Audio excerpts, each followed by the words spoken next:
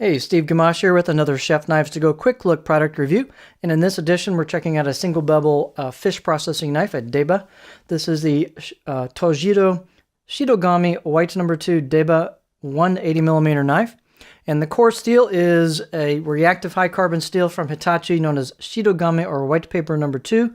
The heat treat's approximately 61, 62 Rockwell on that core steel. The construction is 2 layers on the right side of the blade as you're holding it. This is a right-handed single bevel knife, not a left-handed knife.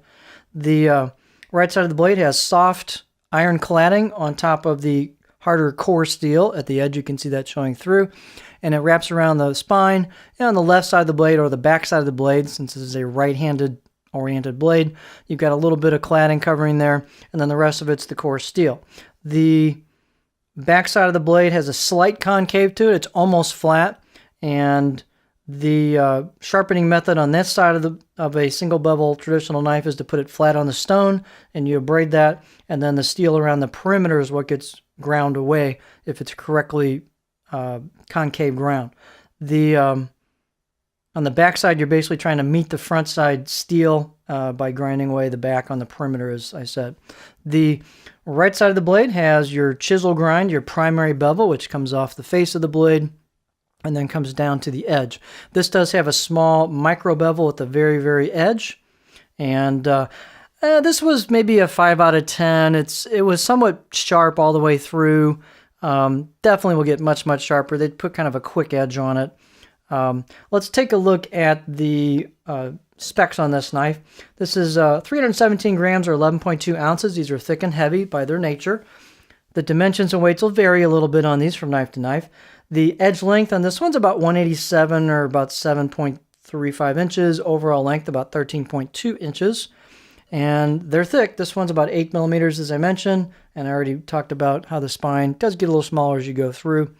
The blade height is generous, as is typical for this style of knife, 55.4 millimeters at the heel.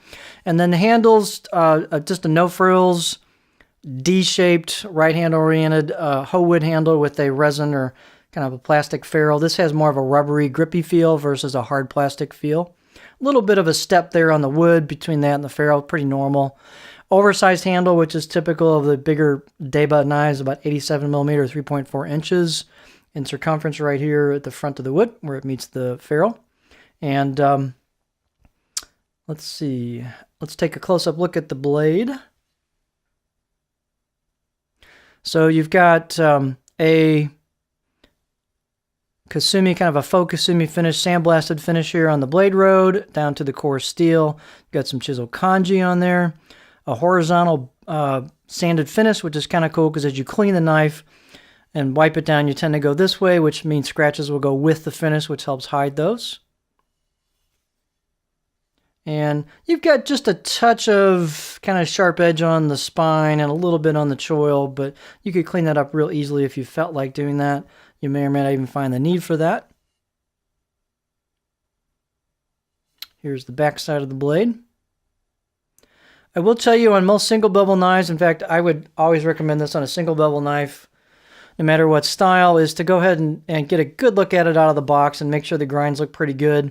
One of the ways to do that is sight down the back of the blade at a real acute angle and then look at a bright light source or a window or something and try to get a feel for what kind of undulations the blade grind has, how consistent it is, any high spots, low spots. Do that on the front and the back side. This one, as well as the 165, unfortunately had a bit of a low spot right in here. It might be a little hard to show on camera, but when you sight down it, you can see a fairly pronounced low spot here, which means the edge kind of curves a little bit.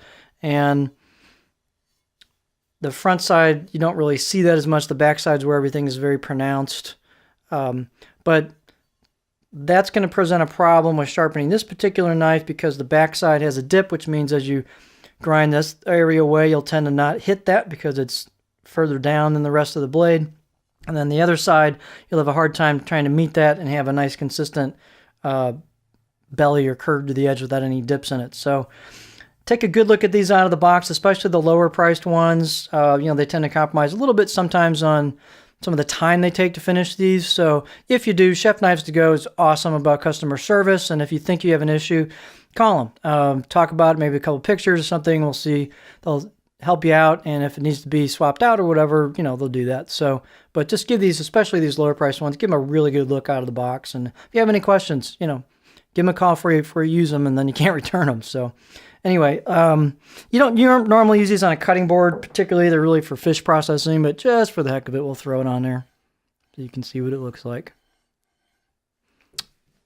But again, there you have entry-level single bevel knife. If you're trying to figure out what it's all about, try it out without spending too much. Get a really nice, high-quality, easy-to-sharpen steel. This is a line that might suit you. So this is the Tojiro Shirogami or White No. 2 Deba 180mm knife.